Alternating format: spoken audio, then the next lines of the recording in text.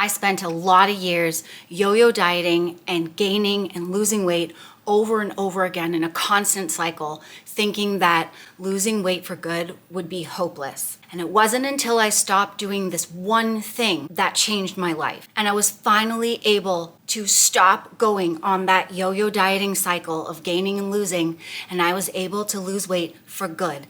And I never have to go back again. And the one thing that I had to stop doing was this.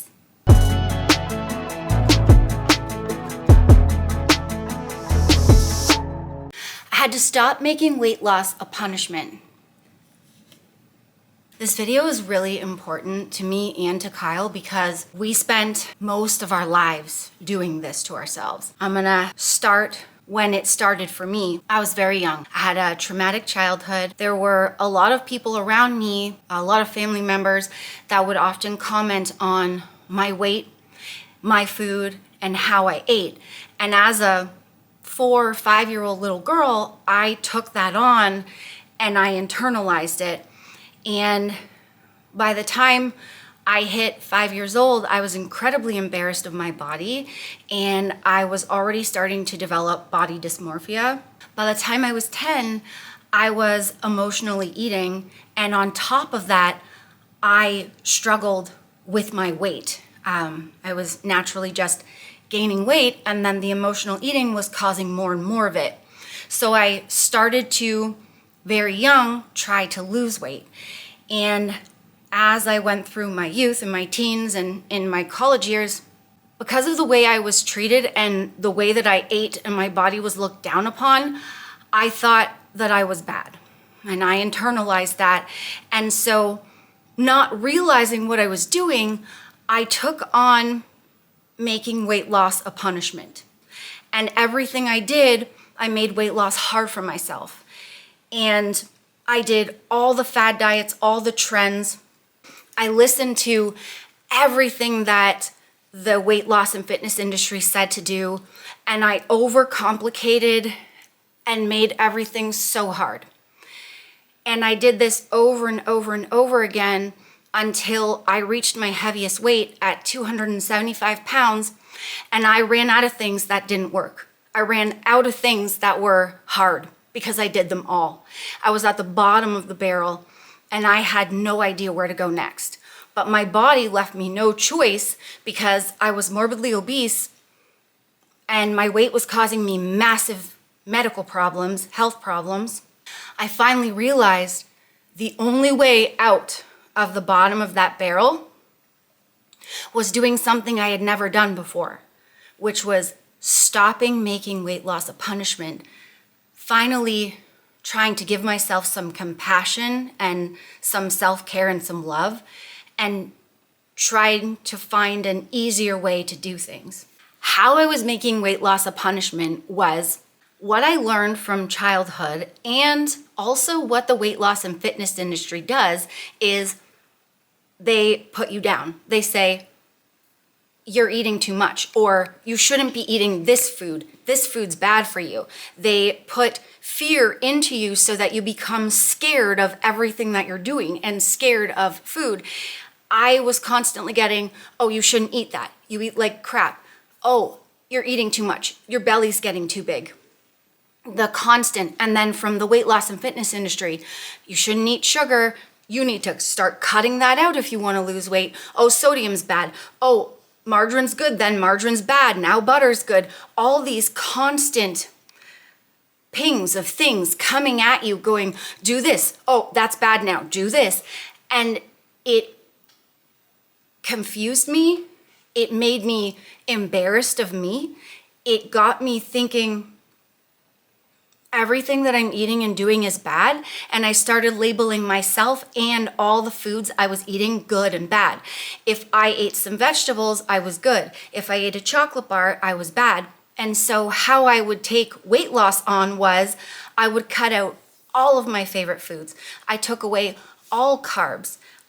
At one point, I was literally eating vegetables and pickles. I had cut everything else out because I thought it was the only way that I could lose weight. That was clearly not sustainable. It lasted a couple of weeks, and what would happen is I would go, okay, I'm gonna be good. I'm gonna start Monday morning. I would set up this diet of only good diet approved food from the weight loss and fitness industry and what everybody said was healthy, and I would only eat that. And then it would all fall apart because I felt restricted. I took away everything that I loved. I didn't like what I was doing. And then I would go off the rails. So then I start looking at myself going, oh, well, I must have no willpower. It's all on me. And I would constantly be taking it on and on. And I know people watching this channel do the same thing. They take that on and think it's their fault. And what's wrong with me? I'm trying everything and I just can't stick to it. And then, you know, I'm in my 40s, so most of my life I didn't have social media. And when I started losing weight, there really wasn't a lot of social media. Somebody trying to lose weight now, everywhere they look, they go on their phone, they look on Instagram, you see all these fitness influencers going in the grocery stores and picking up all these foods going, this is bad, don't eat that, you better cut that out. If you eat this, this is gonna raise your blood sugar, this is gonna do this. It is instilling fear and guilt. And when I see the comments on my page of people going, Nicole, I don't know what to do. I'm confused. Am I supposed to track my macros? Am I supposed to do this? I can't eat sugar. I can't do this. I have to cut this out. And I feel so bad, and I feel for the people in the comment section because I was there. Kyle was there. If you let the whole world of the weight loss and fitness industry in, especially because it's all over social media and the internet now, it is going to bog you down, confuse you. And what those people do is they're instilling guilt in you, and then you're taking it on as your problem. Then you're cutting all foods out, and then you'll end up going off the rails like Kyle and I because you don't know what's up and what's down, which way's left, which way's right. You're confused, you're lost, you're overwhelmed. You think anything you do is gonna be the wrong thing, and then you restrict so much that you end up just going, I'm gonna give up. Then what you end up doing is making weight loss a punishment, punishing yourself through food you don't like, exercise you don't like. I can't tell you how many different exercise programs I put myself through that I didn't like.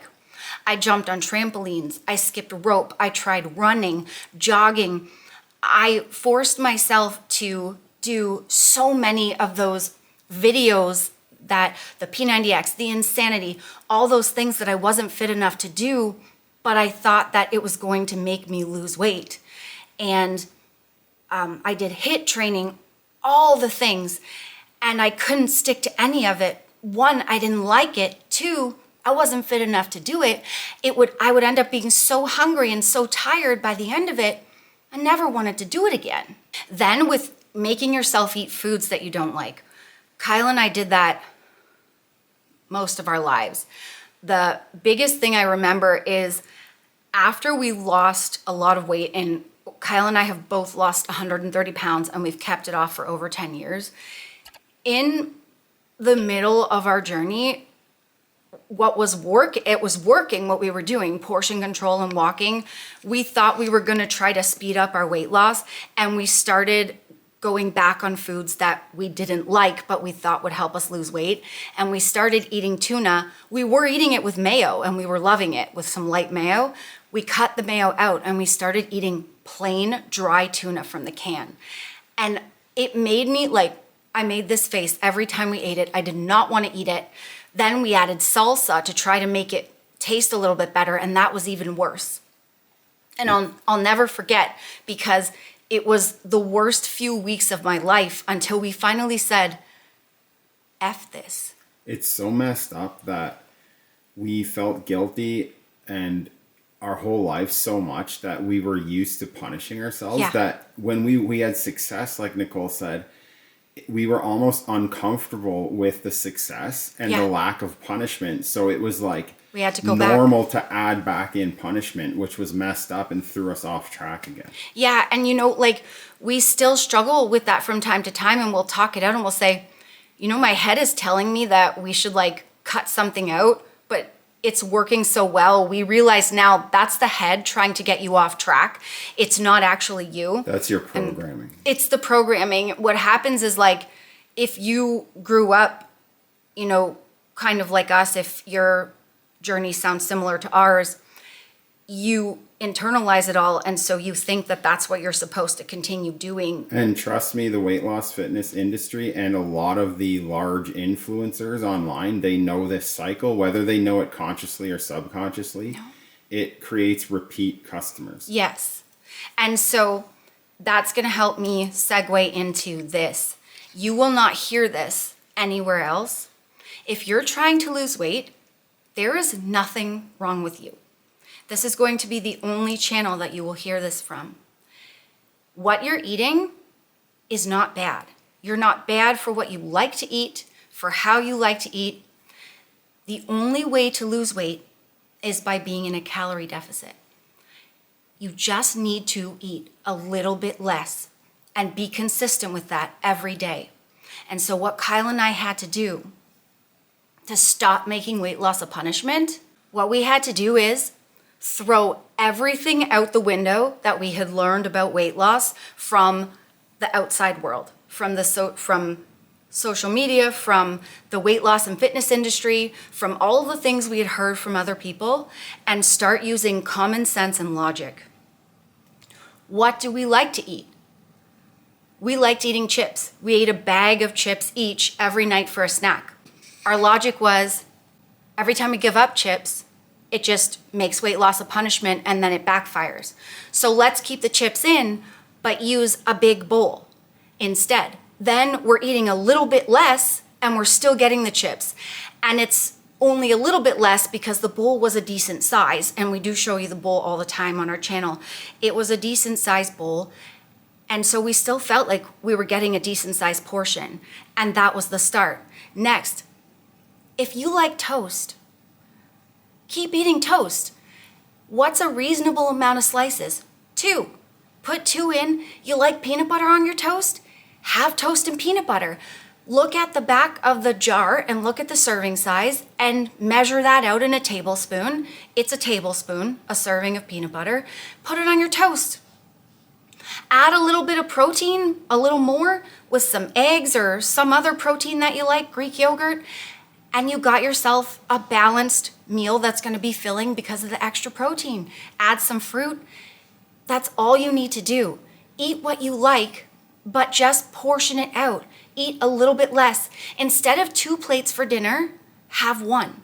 Or if you can't go down to 1, try 1.5 or 1 3/4. And then the next night do 1.5 and then 1, and keep going until you can portion out your food each day consistently. And don't expect yourself to be perfect. Just try one thing each day and be consistent with it. If you love eating chips at night like Kyle and I did, if you eat a whole bag, try to eat just 3/4 of the bag. Then go to half the bag. Then do a bowl. You can make it in small transitions, because if you're looking to lose weight and keep it off and you don't want to lose weight over and over again for the rest of your life, you have to start treating yourself with love and respect and give yourself the time you need to be consistent with eating portions. And that will take time. It took Kyle and I time too. So work in a way that works for you and make the changes as small and as slow as you need them to be. Then when it comes to exercise, all you need to do is move your body. When Kyle and I decided to stop making weight loss a punishment, we started walking for 15 minutes a day, rain or shine. That was all we were fit enough to do at the time because we were both morbidly obese. And we liked walking. It was hard for us because of our weight. But we committed to doing it, and we walked every day at a slow pace. We took as many breaks as we needed to. And eventually it got easier as we became more consistent with it. And over time, we built up to being able to we do 50 minutes 6 days a week now, but we started small. All you need to do is move your body in a way that you enjoy, that you can do consistently for a small amount of time every single day. and pick a time that's reasonable because, you know, Kyle and I used to say, oh, we're going to exercise for like 2 hours. Well, at our size, when we started in the beginning, that wasn't feasible. 15 minutes was, though. So pick a time. Is it 5 minutes for you? Is it 10? Is it 20? And then stick to it and try to do it consistently every single day. I lost my weight with portion control. If you want to know the exact meals and portions that I ate to lose it, you can buy my weight loss ebook called The First 50. The link's down below, and code Nicole will save you 10% off. And if you're looking for a really cool, tasty, high protein snack, this is my favorite thing, and I love bringing these to work. They're the HTLT Subs Seco bars, and this is the Milky Crisp flavor. It literally tastes like a chocolate bar, but it's got less sugar and more protein, so it feels like I'm eating a chocolate bar, but it's a lot more filling because of all the protein in it. And I love eating it every day, and it helps me feel full in between meals. And when I go to work and someone brings something in that's tempting that I don't really want to eat, I've got this. And so I'm excited. I eat that, and I don't need to eat what they're eating. But if you want to, obviously you build it into your diet.